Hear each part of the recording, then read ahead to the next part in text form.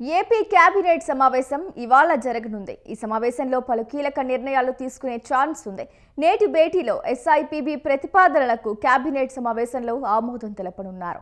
రాజధాని నిర్మాణానికి మరింత భూసేకరణపై కూడా నిర్ణయం తీసుకోనున్నారు. అమరావతి కోసం త్వరలోనే అదనపు భూమి కూడా పూలింగ్ ద్వారానే తీసుకునే అవకాశాలు కనిపిస్తున్నాయి. 3 ఏళ్లలో అమరావతికి రూపం తీసుకొస్తామని కూటమి సర్కార్ ప్రకటించింది. ఈ నేపథ్యంలో నేటి కేబినెట్ భేటీలో అమరావతిపైనే ఎక్కువ చర్చ జరిగే అవకాశాలు కనిపిస్తున్నాయి.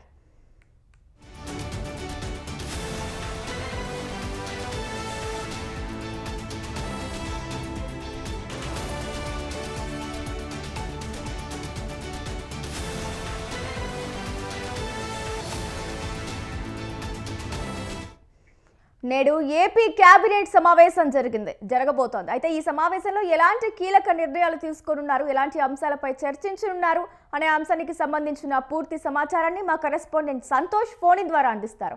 చెప్పండి సంతోష్. ఏదైతే ఈ రోజు ఏపీ సీఎం చంద్రబాబు నాయుడు అధ్యక్షతన రాష్ట్ర సచివాలయం మొదటి బ్లాక్ లో అయితే కనుక కేబినెట్ సమావేశం అనేది కూడా ఉదయం 11 గంటలకి కానున్నట్టు కూడా తెలుస్తా ఉంది. దీనిలో భాగంగా ఏదైతే 7వ ఎస్ఐపిబి సమావేశంలో ఆమోదం తెలిపినటువంటి 19 ప్రాజెక్టులకు సంబంధించినటువంటి 28,546 అయితే కనుక ఈ యొక్క కేబినెట్ లో ఆమోదం అనేది కూడా తెలపనున్నట్టు కూడా తెలుస్తా ఉంది. అంతేకాకుండా ఏదైతే అమరావతి గవర్నమెంట్ కాంప్లెక్స్ పరిధిలోని 1450 ఎకరాల్లో మౌలిక వసతుల కల్పనను 1052 కోట్లతోటి టెండర్ పిలవడానికి ఈ సమావేశంలో అయితే కనుక ఆమోదం తెలియనున్నట్టు కూడా తెలుస్తా ఉంది. ఇక ఏదైతే సీడ్ యాక్సెస్ రోడ్డు గత ప్రభుత్వాలు ఏదైతే 2014-19 టీడీపీ గవర్నమెంట్ లో కూడా సీడ్ యాక్సెస్ రోడ్డుకి అయితే కనుక ఇటు శ్రీకారం చుట్టేటువంటి నేపథ్యంలోనే ఇప్పుడు గత ప్రభుత్వంలో కూడా సీడ్ యాక్సెస్ రోడ్డుకి ఎలాంటి సౌకర్యాలు అనేది కూడా మెరుగుపరచకపోవడంతో ఇక కూటమి ప్రభుత్వం మరోసారి అధికారంలోకి వచ్చిన తర్వాత సీడ్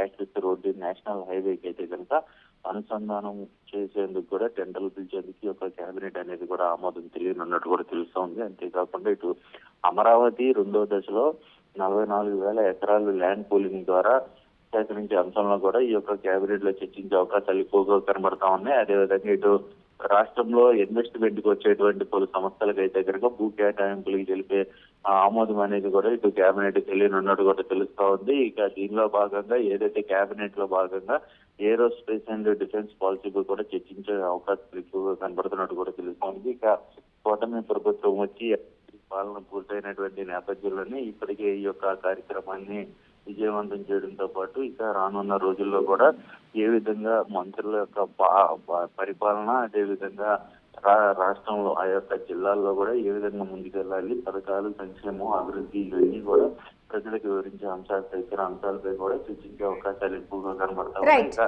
రైతులకు సంబంధించినటువంటి అంశాలపై కూడా ఎక్కువగా చర్చించే అవకాశాలు కనబడుతున్నట్టు కూడా తెలుస్తా ఉంది.